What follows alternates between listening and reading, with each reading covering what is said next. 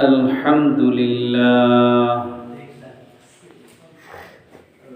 الحمد لله وكفى وسلام على عباده الذين اصطفى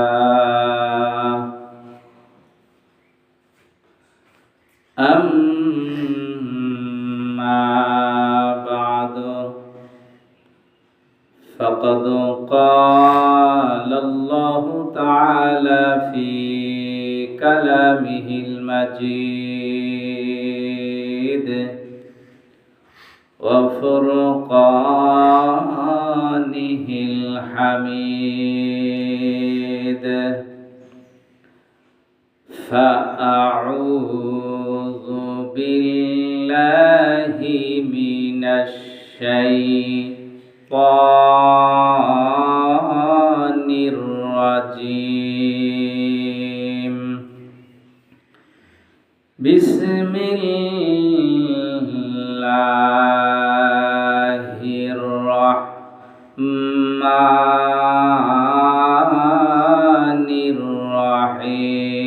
الرحيم يا أيها الذين آمنوا كتب عليكم الصيام كما كتب على الذين من قبلكم لعلكم تتقون صدق الله العظيم وقال النبي صلى الله عليه وسلم الصوم لي وأنا أجزي به أو كما قال عليه الصلاة والسلام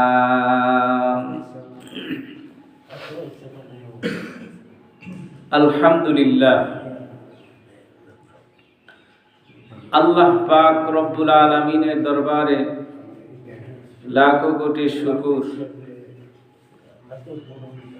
যেই আল্লাহ জাল্লা শানুহু আমাদিগকে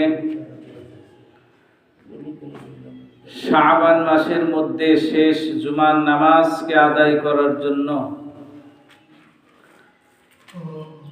আল্লাহ তাবারাকা ওয়া তাআলা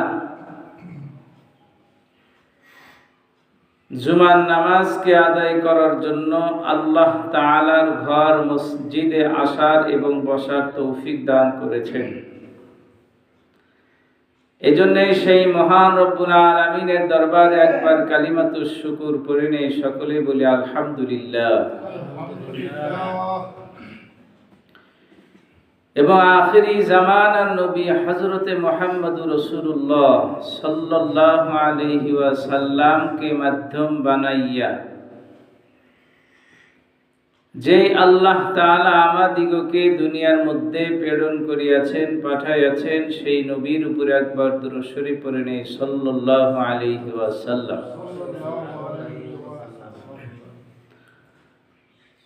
সম্মানিত হাজিরিন,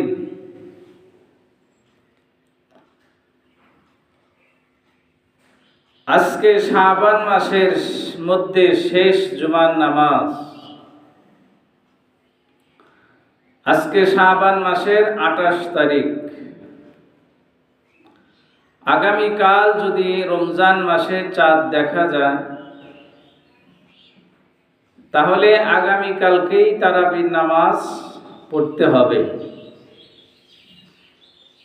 এবং শেষ রাত্রে সেহরি খেয়ে রবিবারের দিন রোজা রাখতে হবে।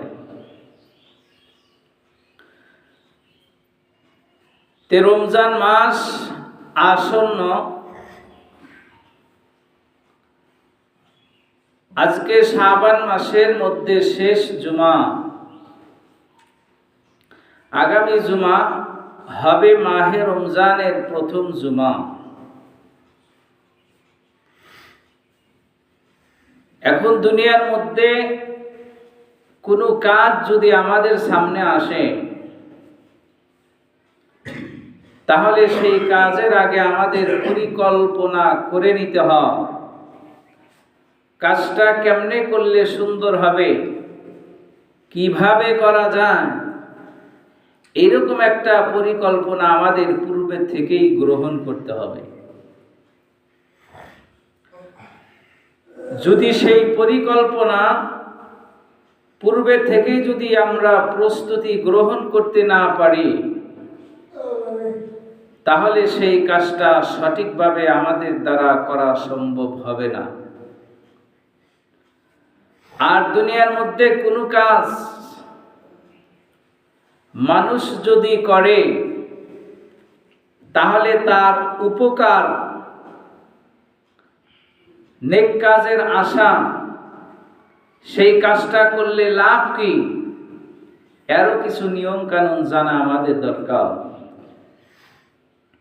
কারণ একটা কাজ যদি আমরা করি, এই কাজের যদি ফজিলত থাকে, তাহলে সেই কাজটা করার প্রতি মানুষের আগ্রহ সৃষ্টি হয়, আগ্রহ পয়দা হয়, যাতে করে মানুষ বুঝে যে এই কাজটি করলে আল্লাহ তাআলার দরবারে সম্মানিত হব, অনেক ফজিলত হবে, অনেক লাভবান হতে পারবো।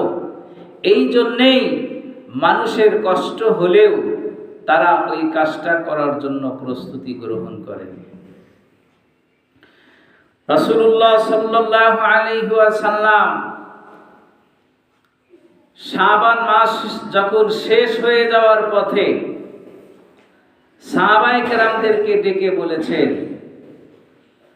সাহাবায়ে কেরামদেরকে সামনে নিয়ে রমজানে রোজা রাখার ফজিলতের কথা বলেছেন, তারাবির নামাজ আদায় করার কথা বলেছেন, কিয়ামুল লাইল, রাত্রিতে দাঁড়ায় ইবাদত করতে হবে, এই ফজিলত সাহাবায়ে কেরামদেরকে বয়ান করিয়েছেন। রমজানে রোজা রাখলে কি পরিমাণ লাভ হবে, এর ফজিলত সাহাবায়ে কেরামদেরকে বলেছেন। রমজানের মধ্যে নামাজ আদায় করলে কি পরিমাণ সওয়াব হবে, তার ফজিলত পয়গম্বর সাল্লাল্লাহু আলাইহি ওয়াসাল্লাম সাহাবায়ে কেরামদের মাঝে বর্ণনা করিয়াছেন। ইফতার করলে কি পরিমাণ ফজিলত, শেষ রাত্রে সেহরি খাইলে কি পরিমাণ ফজিলত, এই সব কিছু পয়গম্বর সাল্লাল্লাহু আলাইহি ওয়াসাল্লাম বয়ান করিয়াছেন শাবান মাসের শেষ সময়ের মধ্যে। তাহলে এতগুলা জিনিস জানার মাধ্যমে আমরা কি বুঝতে পারলাম? যেহেতু রমজান মাস চলে এসেছে, আর সময় নেই, এখন এই রমজানের প্রস্তুতি গ্রহণ করে আমাদের আল্লাহ তাআলার ইবাদত বন্দেগী করতে হবে, এছাড়া কোনো উপায় নাই। সাহাবায়ে কেরামদের সামনে রাসূলুল্লাহ সাল্লাল্লাহু আলাইহি ওয়াসাল্লাম এই কথাটাই বয়ান করিয়েছেন। আল্লাহ তাআলা পবিত্র কুরআনুল কারীমের মধ্যে জানান, ইয়া আইয়ুহাল্লাযীনা আমানু কুতিবা আলাইকুমুস সিয়ামু কামা কুতিবা আলাল্লাযীনা মিন ক্বাবলিকুম লাআল্লাকুম তাত্তাকুন। আল্লাহ তাআলা এখানে ঈমানদারদের ডেকে ডেকে বলেন, হে ঈমানদারগণ, কুতিবা আলাইকুমুস সিয়াম, তোমাদের উপরে আমি আল্লাহ তাআলা রমজানের রোজাকে ফরজ করিয়াছি। এখন অনেক মানুষ চিন্তা ফিকির করে, শুধু কি এই রমজানের রোজা আমাদের উপরেই? না, এই রমজানের রোজা পূর্বের যুগ থেকেই, আদম আলাইহিস সালাতু ওয়াস সালাম থেকে এই রোজার বিধান ছিল, কিন্তু পদ্ধতি ভিন্ন ছিল। কামা কুতিবা আলাল্লাযীনা মিন ক্বাবলিকুম, যেমনি ভাবে তোমাদের উপরে রমজানের রোজা ফরজ করা হয়েছে, ঠিক এমনি ভাবে পূর্ববর্তী মানুষদের উপরেও রমজানের রোজা ফরজ করিয়াছিল, লাআল্লাকুম তাত্তাকুন, যাতে করে তোমরা মুত্তাকিন এবং পরহেজগার আল্লাহওয়ালা হতে পারো। এই জন্যই আল্লাহ তাআলা তোমাদের উপরে রমজানের রোজা ফরজ করিয়াছেন। নাম্বার 2, মুত্তাকিন হতে পারো কেমনে? দুনিয়ার মধ্যে আল্লাহ তাআলা যাদের অর্থ সম্পদ দিয়েছেন, টাকা পয়সা দিয়েছেন, তারা তো 3 বেলায় পেটটা ভরিয়া ভাত খায়।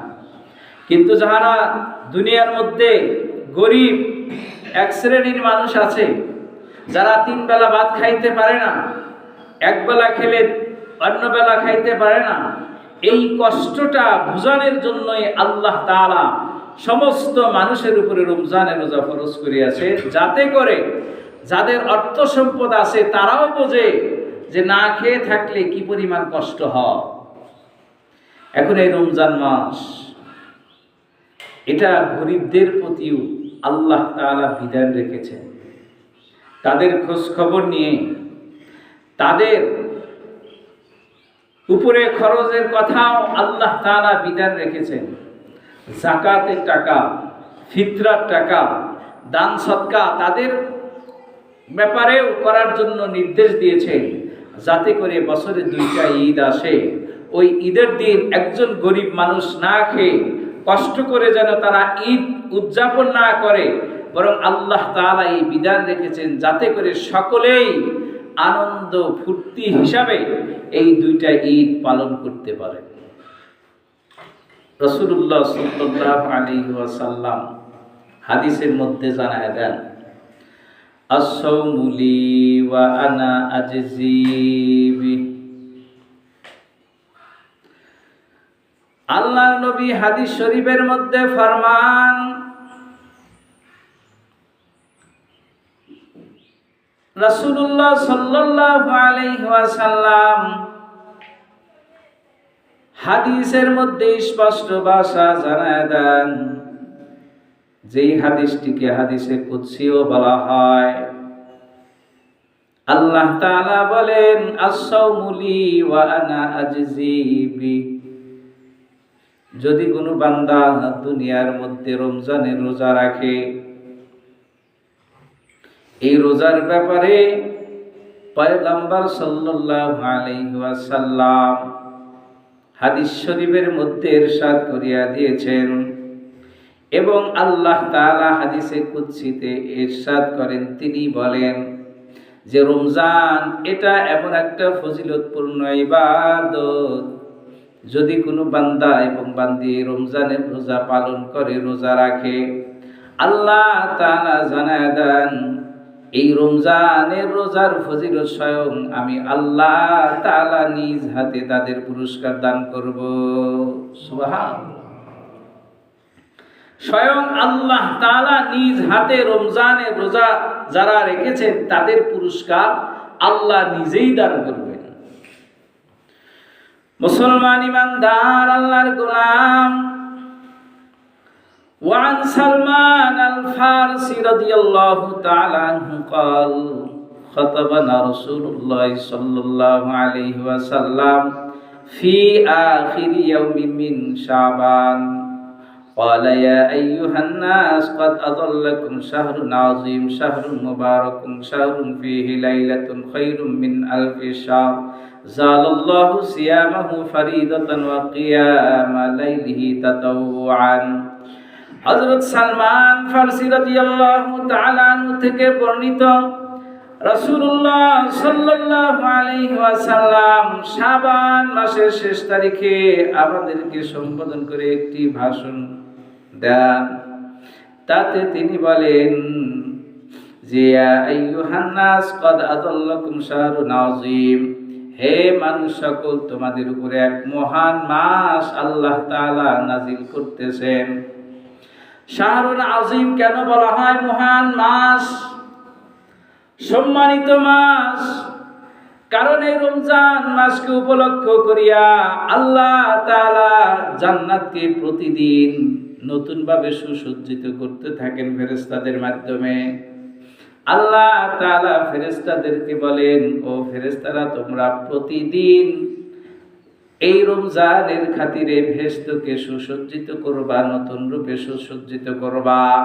কারণ নতুন রূপে যদি সুসজ্জিত করো, যেটা সারা বছরে করা হয় না, একমাত্র রমজান মাসকে উপলক্ষ করিয়া নতুন রূপে সুসজ্জিত করা হয় এবং ওর ভিতরেই ওই সমস্ত বান্দা বান্দিগুলাকে আল্লাহ তাআলা প্রবেশ করাইবেন যেই সমস্ত বান্দা বান্দিগুলা দুনিয়ার মধ্যে কষ্ট করে মুশাক্কাত করে আল্লাহ তাআলার এই বিধান যারা পালন করে তাদেরকে আল্লাহ ওই জান্নাতের ভিতরে প্রবেশ করাবেন। সুবহান। শাহরুন আজিম এই জন্য বলা হয় এটা সম্মানিত মাস। কেন বলা হয়েছে? রাসূলুল্লাহ সাল্লাল্লাহু আলাইহি ওয়াসাল্লাম বলেন, এই রমজান মাস যখন আমাদের উপরে এসে উপস্থিত হয়, আল্লাহ তাআলা জান্নাতের 8টি দরওয়াজা তার জন্য খুলিয়া দেন। আর এই দরজাগুলা রমজান মাস শেষ হওয়ার আগ পর্যন্ত আর কোনোদিন বন্ধ করা হয় না। রাসূলুল্লাহ সাল্লাল্লাহু আলাইহি ওয়াসাল্লাম আরো বলেন, শাহরুন মাস শাহরুন আজিম এটা এই জন্য বলা হয় রমজান শুরু হওয়ার পর থেকে নিয়ে শেষ হওয়ার আগ পর্যন্ত জাহান্নামের দরজাগুলো বন্ধ করিয়া দেওয়া হয়। তাহলে এই রমজান মাসের খাতিরে আল্লাহ তাআলা জান্নাতের দরজা পুরা মাস খুলিয়া রাখেন আর জাহান্নামের দরজাকে পুরা মাস বন্ধ করিয়া রাখেন। হাদিসের মধ্যে রাসূলুল্লাহ সাল্লাল্লাহু আলাইহি ওয়াসাল্লাম ইরশাদ করেন, যদি কোনো বান্দা এবং বান্দি রমজান মাসের মধ্যে মৃত্যুবরণ করে আল্লাহ তাআলা ওই মানুষটার কবরের আযাবটা আল্লাহ তাআলা maaf করিয়া দেন। সুবহানাল্লাহ। রমজান মাসের এত ফজিলত এত গুরুত্ব রাসূলুল্লাহ সাল্লাল্লাহু আলাইহি ওয়াসাল্লাম দিয়েছেন, এরপরেও যদি এই রমজান মাসকে পাওয়া সত্ত্বেও আমরা যদি আমাদের জীবনের গুনাহগুলোকে খতম করতে না পারি, আমাদের ইবাদত বন্দেগী দ্বারা যদি আমরা এই রমজান মাসকে কাটায় না দিতে পারি, রাসূলুল্লাহ সাল্লাল্লাহু আলাইহি ওয়াসাল্লাম বলেছেন তার মতো উম্মত আর আমার দরকার নাই। কারণ এত বড় সম্মানিত মাস, এত বড় মহান মাস পাওয়া সত্ত্বেও যারা তাদের গুনাহকে খতম করতে পারল না, তাদের জন্য রাসূলুল্লাহ সাল্লাল্লাহু আলাইহি ওয়াসাল্লাম ফেরেশতাদের মাধ্যমে বদদুয়া করেছেন। রাসূলুল্লাহ সাল্লাল্লাহু আলাইহি ওয়াসাল্লাম বলেন,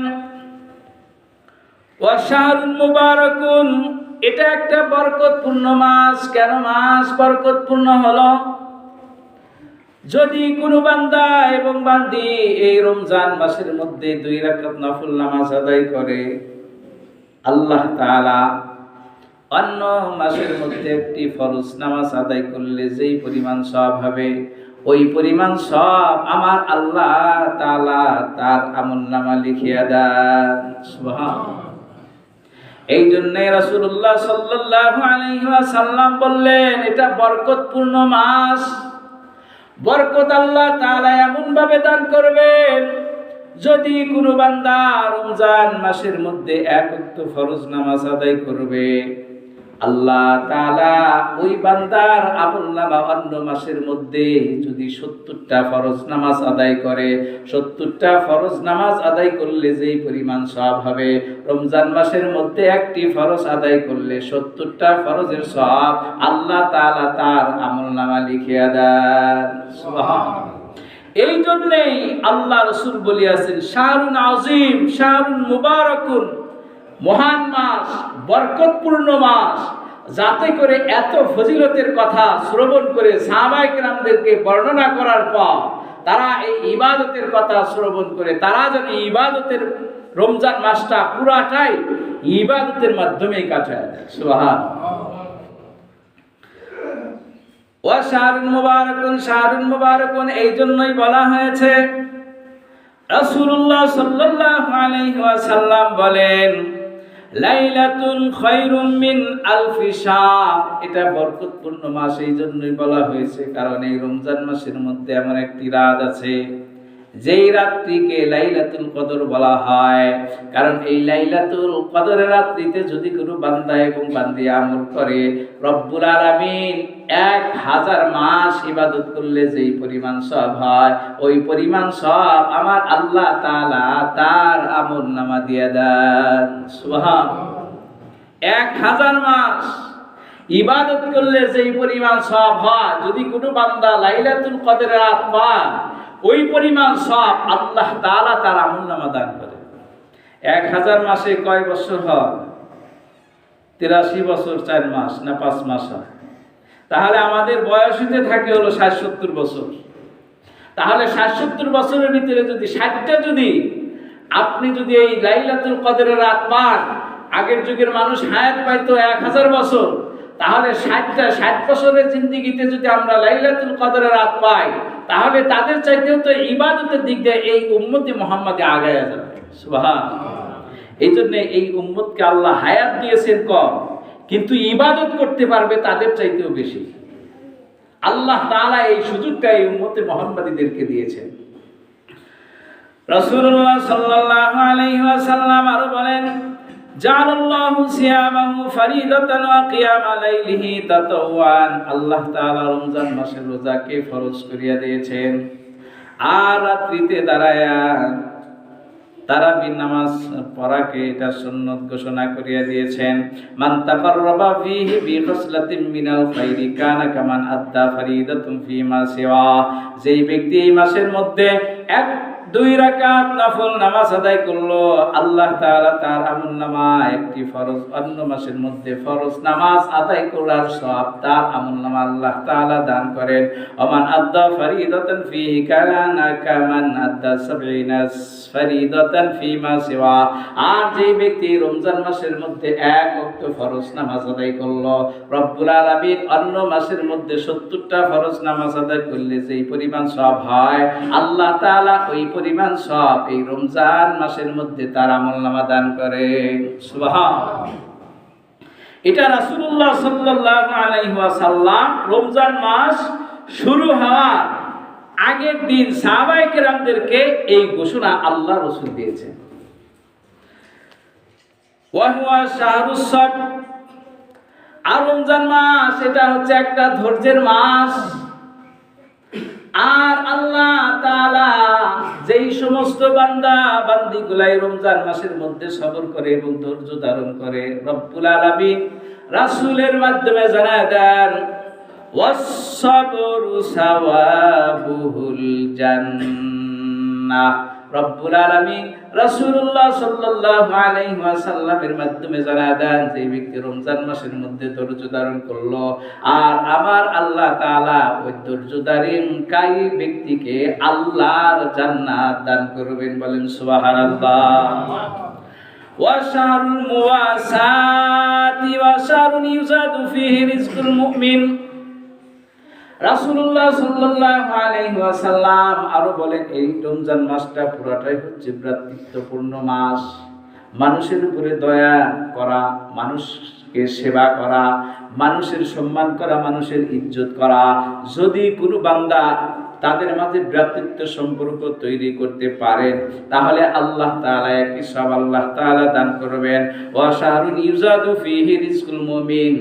আর আল্লাহ তাআলা রাসূলের মাধ্যমে জানায় দেন, যদি কোনো বান্দা এই বান্দি এই রমজান মাসের মধ্যে আল্লাহ তাআলার ইবাদত বندگی করতে পারে, রব্বুল আলামিন ওই বান্দা এবং বান্দির রিজিক আল্লাহ তাআলা বাড়ায় দেন। সুবহানাল্লাহ।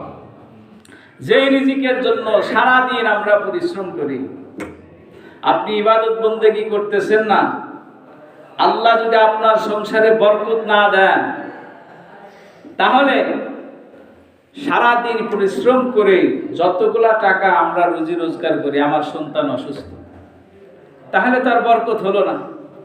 আপনি সারা দিন 500 টাকা কামাই করলেন, 1000 টাকা কামাই করলেন, আপনার পরিবারের ভিতরে যদি কোনো অসুস্থ না থাকে, এর নামই হচ্ছে বরকত।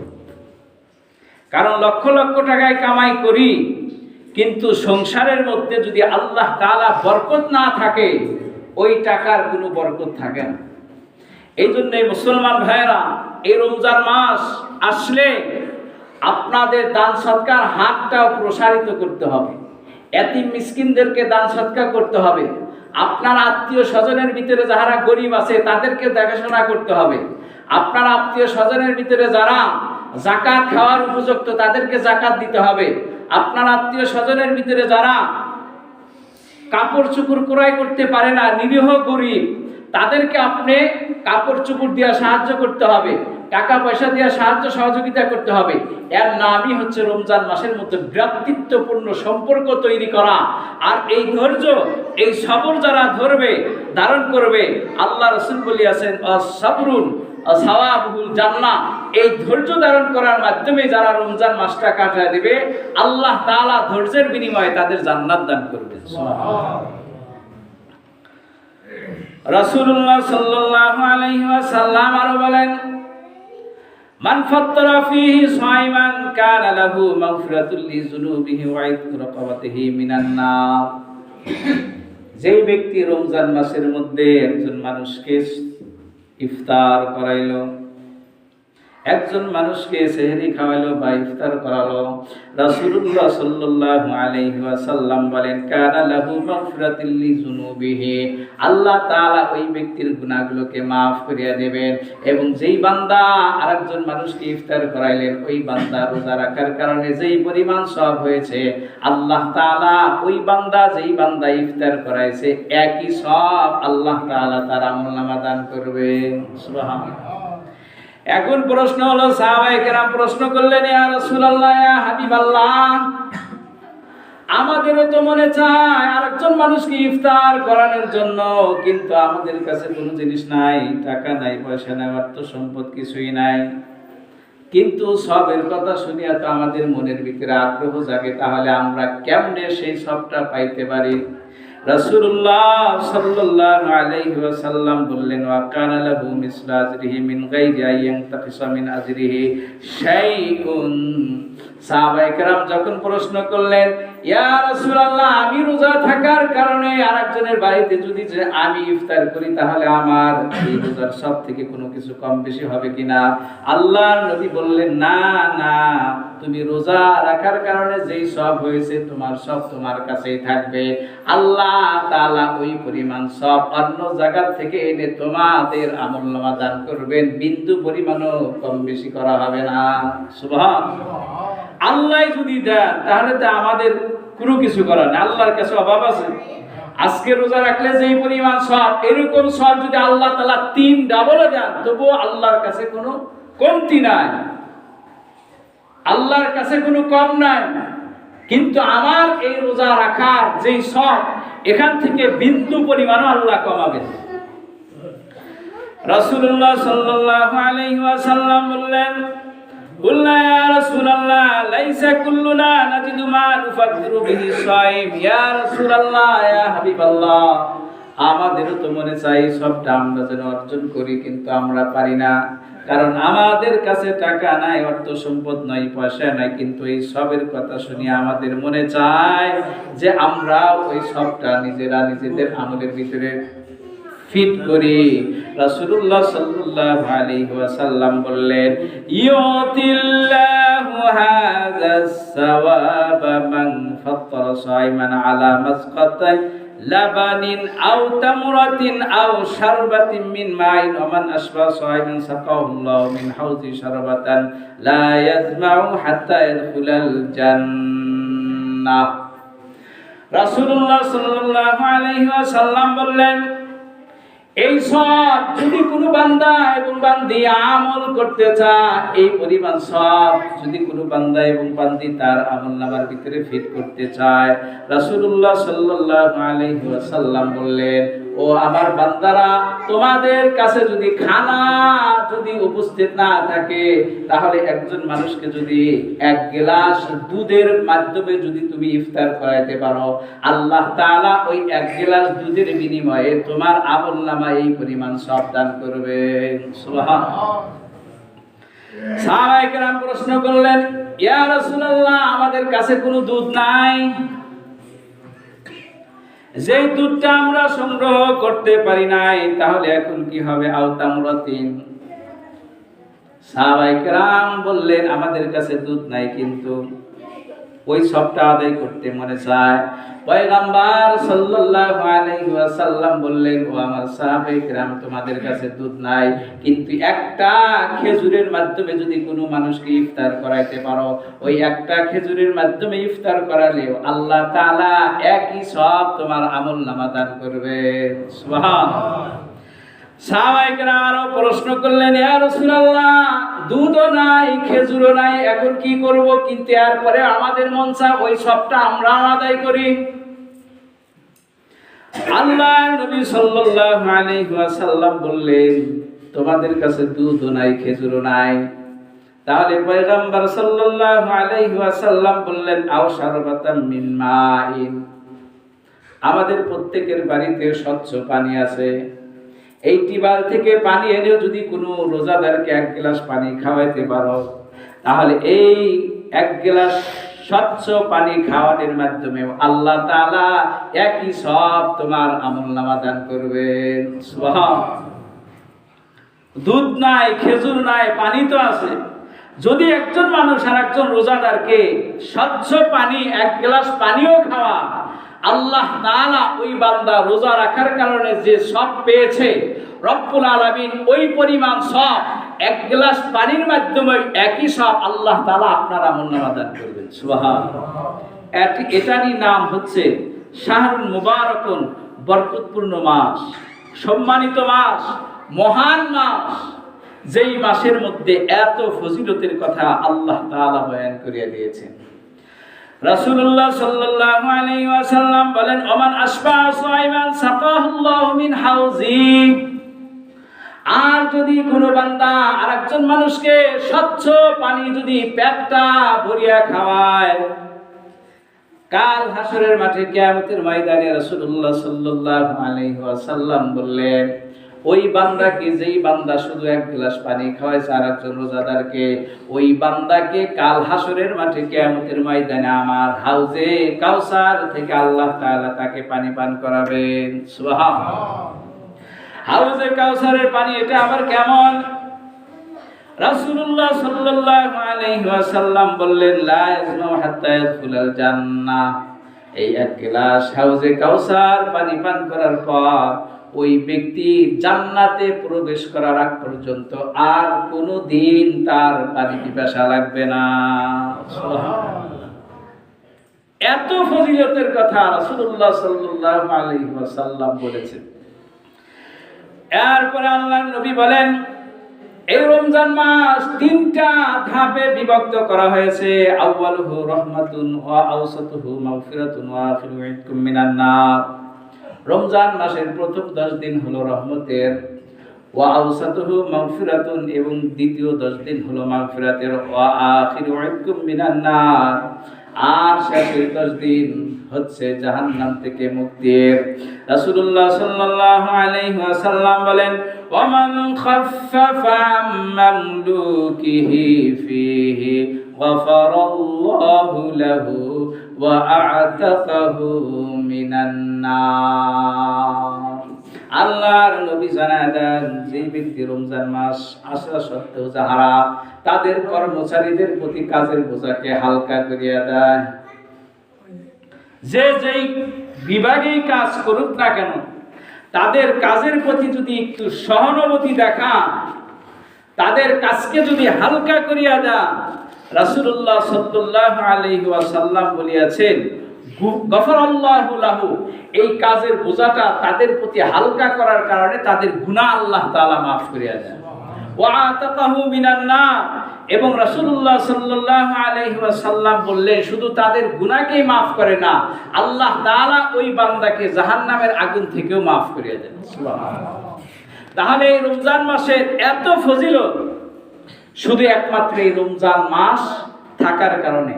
এই রমজান মাসের মধ্যে 6টি বৈশিষ্ট্য আল্লাহ তাআলা দিয়েছেন। কয়টা বৈশিষ্ট্য? 6টি। এই রমজান মাস যেহেতু আল্লাহ তাআলা আমাদেরকে দান করেছেন, এই 6টা বিষয় আমাদের জানা থাকা দরকার। 1 নাম্বার হচ্ছে রোজাদারের মুখের দুর্গন্ধ আল্লাহ তাআলা মৃগ নাভির সুগন্ধির চাইতেও অধিকতর প্রিয় আল্লাহ তাআলার নিকটে। সুবহানাল্লাহ। এখন যদি আপনি রোজা না রাখেন, তাহলে আপনার মুখের গন্ধ কি আল্লাহর কাছে এরকম হবে? কোনোদিনও না।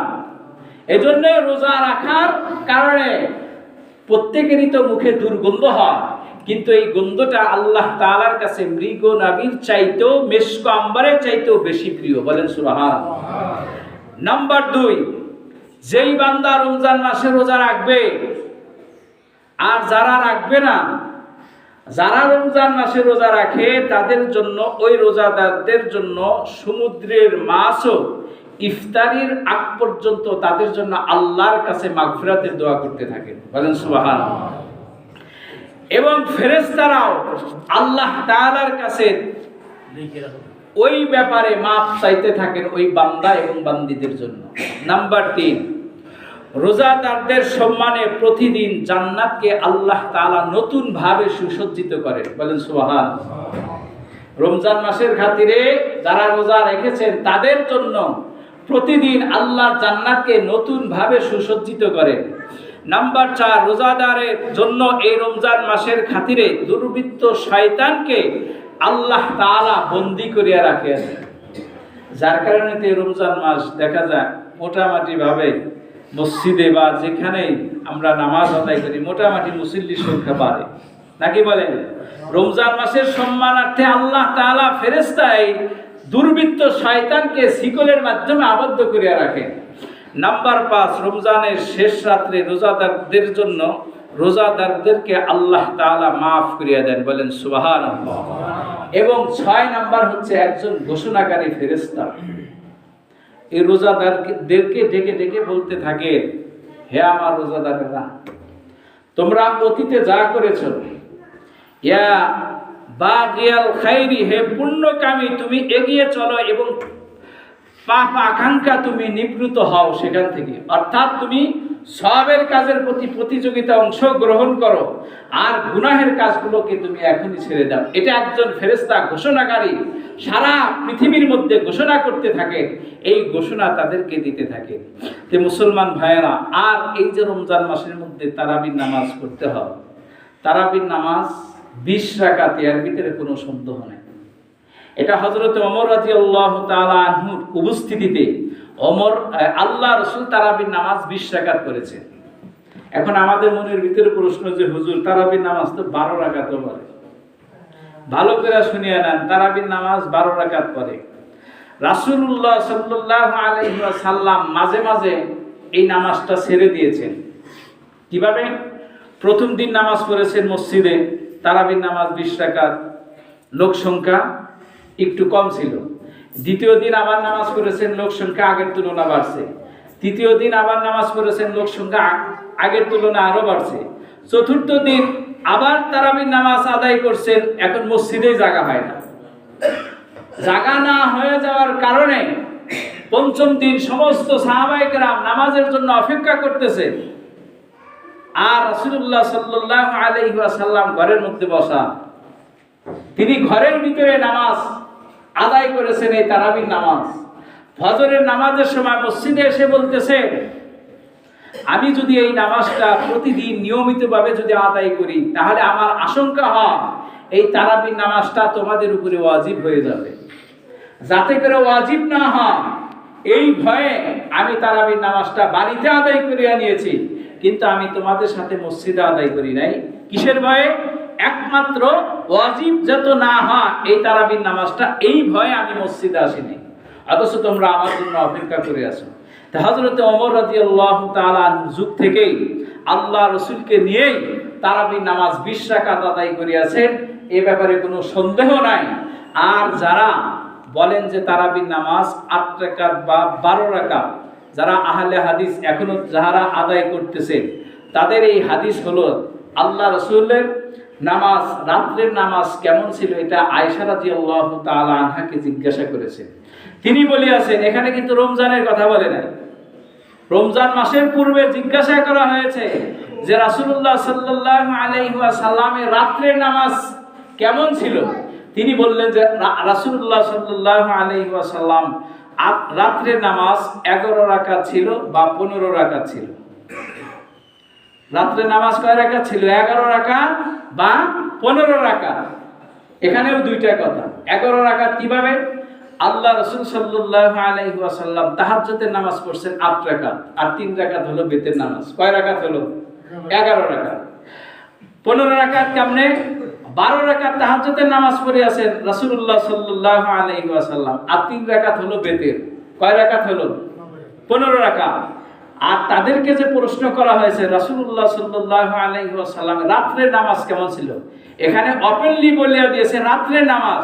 এখানে তো রমজানের নামাজের কথা তো বলে নাই যে রমজানের নামাজ কেমন ছিল, বলছে কি তারা ওই তাহাজ্জুদের হাদিসটা আপনাদেরকে ঢুকায় দিয়েছে এই যে এর ভিতরে তারাবির নামাজের ব্যাপারে। এই জন্য তারা বলে যে তারাবির নামাজ 12 রাকাত বা 8 রাকাত, এই জন্য এই কথা তারা বলে। সুতরাং এই হাদিসটা তাহাজ্জুদের ব্যাপারে, এই তারাবির ব্যাপারে বলা হয় নাই, বরং এই হাদিসটা বলিয়াছিলেন হলো এই তাহাজ্জুদের নামাজের ব্যাপারে। সুতরাং যেহেতু ওমর রাদিয়াল্লাহু তাআলা আনহুকে সামনে ইমামতিতে রাসূলুল্লাহ সাল্লাল্লাহু আলাইহি ওয়াসাল্লাম তিনি নিজে নামাজ পড়িয়াছেন 20 রাকাত, এর ব্যাপারে আর কোনো সন্দেহ নাই। দ্বিতীয় নাম্বার জবাব, মসজিদে হারামাইন অর্থাৎ মসজিদে নববী এবং বাইতুল্লাহ, এখনো পর্যন্ত সেখানে তারাবির নামাজ 20 রাকাত হয়। কয় রাকাত হয়? 20 রাকাত। তাহলে আমরা তারাবির নামাজ কেন 20 রাকাত আদায় করব না? নাম্বার 3, মক্কা মুকাররমা সেখানে হাম্বলি মাযহাবের লোক বেশি, ইমাম শাফি রহমাতুল্লাহি আলাইহির মাযহাবের লোক বেশি, মালিক রহমাতুল্লাহি আলাইহির লোক বেশি। যেহেতু মসজিদে হারামাইনে অর্থাৎ মক্কা এবং মসজিদে নববীতে এখনো পর্যন্ত 20 রাকাত নামাজ হয়, সেখানে যদি 20 রাকাত নামাজ হয় তাহলে আপনারা কেন পড়বেন না? সুতরাং 12 রাকাত পড়া মানুষদেরকে ফাঁকি দিতেছেন, আল্লাহর দরবারে কি জবাব দিবে? মানুষদেরকে যে ফাঁকি দিতেছি তারাবির নামাজ 12 রাকাত বা 8 রাকাত, আল্লাহর দরবারে কি জবাব দিবেন? সাহাবায়ে কেরাম পড়ছে। সুতরাং এখান থেকে ফাঁকি দেওয়ার কোনো উপায় নাই। রব্বুল আলামিন আমাদের সকলকে সঠিকভাবে বুঝবা এবং আমল করার জন্য তৌফিক দান করে। সবাই বলেন আল্লাহুম্মা আমিন। ওয়া আখিরু দাওয়ানা আলহামদুলিল্লাহি রাব্বিল আলামিন। আসসালামু আলাইকুম ওয়া রাহমাতুল্লাহি।